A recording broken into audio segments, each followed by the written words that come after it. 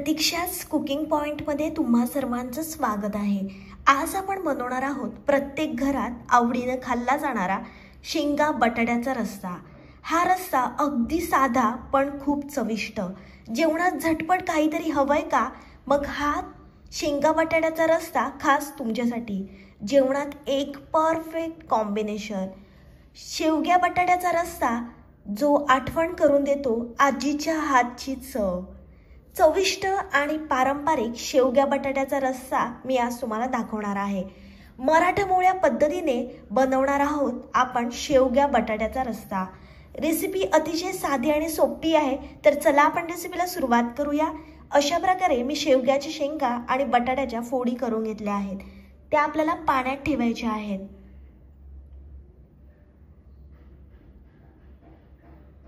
भांडं छान आपण गरम करून घेणार आहोत आणि मग त्याच्यामध्ये आपल्याला तेल टाकायचं आहे। सुरुवातीला आपण वाटण बनवून घेणार आहोत। शेवग्या बटाट्याच्या रश्श्याची चव वाटणावर अवलंबून असते। तेल छान गरम झाल्यानंतर त्याच्यामध्ये आपल्याला कांदा, लसूण, अद्रक आणि कोथिंबीर छान परतून घ्यायची आहे। मस्त वाटण आपण भाजून घेणार आहोत। फ्लेम आपल्याला हाय ठेवायची आहे। छान वाटण आपल्याला भाजून घ्यायचं आहे। तुम्ही पहिल्यांदाच माझी रेसिपी बघता आणि अजूनपर्यंत चॅनलला सबस्क्राइब केलं नसेल तर जरूर चॅनलला सबस्क्राइब करा। सोप्या पद्धतीने आणि थोडक्या साहित्यामधून हा रस्सा आपण तयार करणार आहोत। वाटण छान भाजून घेतल्यामुळे रश्श्याला एकदम मस्त रंग आणि चव येते।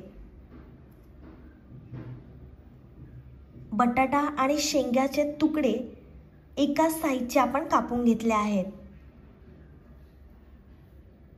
म्हणजे छान शिजतात। जोपर्यंत लालसर रंग येत नाही तोपर्यंत छान हाय फ्लेमवर हे वाटण आपण भाजून घेणार आहोत। आता आपल्याला त्याच्यामध्ये एक मोठा टोमॅटो टाकायचा आहे, तो सुद्धा छान आपण भाजून घेणार आहोत।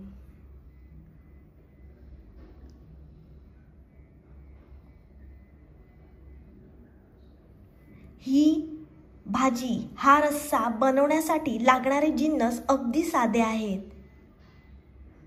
शेवग्याच्या शेंगा आणि बटाटा यांची जोडी अफलातून लागते। मस्त वाटण आपलं भाजून झालं आहे। आता हे वाटण आपण काढून घेणार आहोत आणि थंड झाल्यावर छान आपल्याला याची बारीक पेस्ट बनवून घ्यायची आहे।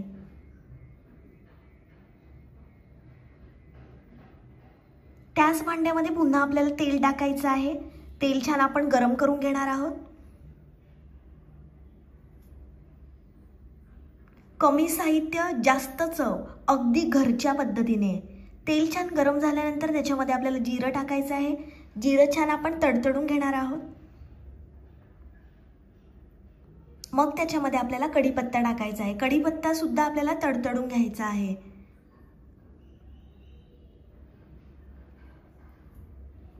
आता आपल्याला त्याच्यामध्ये अर्धा चमचा हिंग टाकायचा आहे। कढीपत्ता म्हणजे या भाजीचा, या रश्श्याचा राजा। आता आपल्याला त्याच्यामध्ये कांदा टाकायचा आहे। लालसर रंग येईपर्यंत कांदा छान आपण परतून घेणार आहोत। आणि शेवग्याच्या शेंगा निवडताना कोवळ्या निवडायच्या आहेत। कोवळ्या घेतल्या की चव भारी लागते। बऱ्याच लोकांना शेंगा आवडत नाही, पण तुम्ही अशा पद्धतीने रस्सा बनवून बघा। ज्यांना शेंगा आवडत नाही ते सुद्धा आवडीने खातील असा भन्नाट हा रस्सा तयार होतो।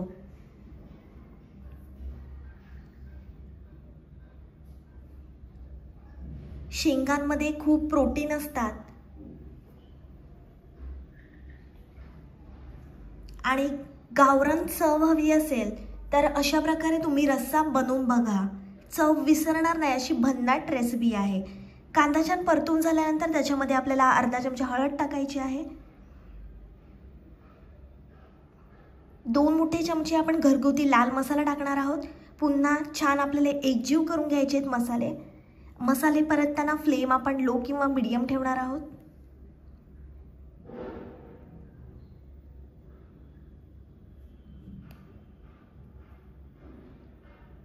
मसाले छान आपले परतून झाले आहेत। आता आपल्याला त्याच्यामध्ये शेंगा आणि बटाटे टाकायचे आहेत। ही शेंगा आणि बटाटे छान आपण मसाल्यांमध्ये परतून घेणार आहोत, एकजीव करून घ्यायचे आहेत आपल्याला। 2 साधे पण चविष्ट साहित्य वापरून रोजच्या जेवणासाठी आपण शेवग्याच्या शेंगांचा रस्सा आज बनवणार आहोत। मसाल्यामध्ये शेंगा आणि बटाटे छान आपण परतून घेणार आहोत, म्हणजे छान चव लागते रश्श्याला।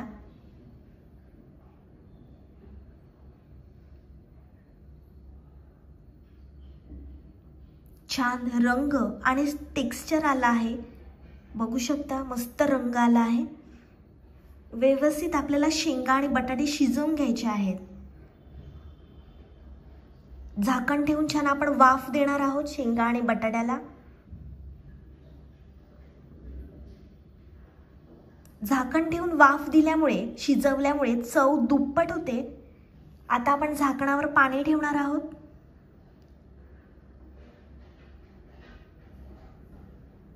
पाच मिनिटांनंतर आपण झाकण काढलं आहे, मस्त वाफ आली आहे शेंगा आणि बटाट्याला। या शेंगा आणि बटाट्याचा वास म्हणजे अगदी गावाकडचं स्वयंपाकघर आठवते।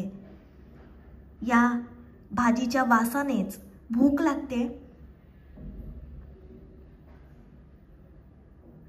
आता आपल्याला त्याच्यामध्ये पाणी टाकायचं आहे शेंगा आणि बटाटे शिजवण्यासाठी।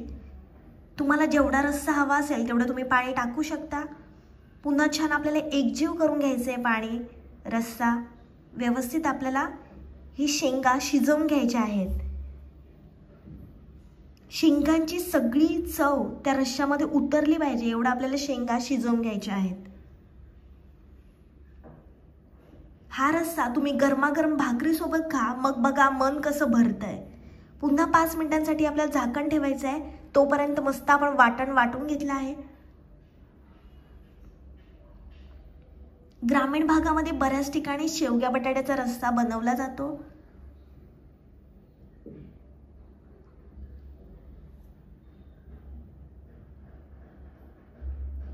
आता आपल्याला त्याच्यामध्ये तयार केलेलं वाटण टाकायचं आहे। पुन्हा छान आपण एकजीव करून घेणार आहोत।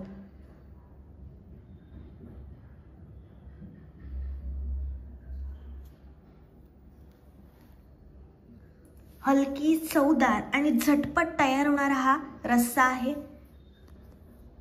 तुम्ही दुपारच्या जेवणात किंवा रात्रीच्या जेवणासाठी हा रस्सा बनवू शकता। कधी कधी साधेपणा हीच खरी चव असते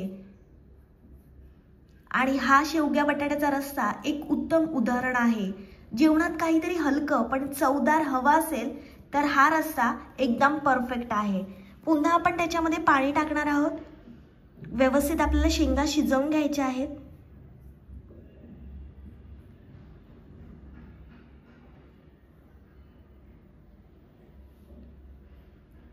मस्त कड काढायचं आपल्याला रश्श्याला। आता आपल्याला त्याच्यामध्ये चवीप्रमाणे मीठ टाकायचं आहे।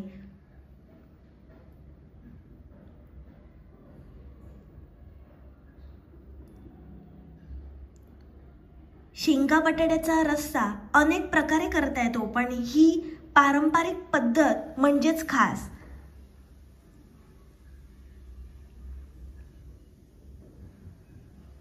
रंगावरूनच तुम्हाला समजत असेल किती भारी लागणार आहे हा शेंगा बटाट्याचा रस्सा। मस्त उकळी आली आहे रस्स्याला। पुन्हा आपण 5 मिनिटांसाठी झाकण ठेवणार आहोत। 5 मिनिटांनंतर झाकण काढलं आहे।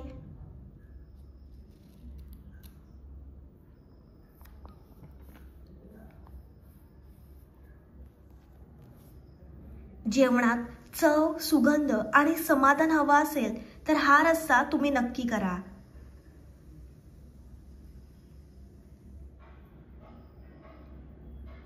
आता आपण बघणार आहोत बटाटा शिजला आहे का। व्यवस्थित बटाटा शिजला आहे आणि शेंगा सुद्धा व्यवस्थित शिजल्या आहेत।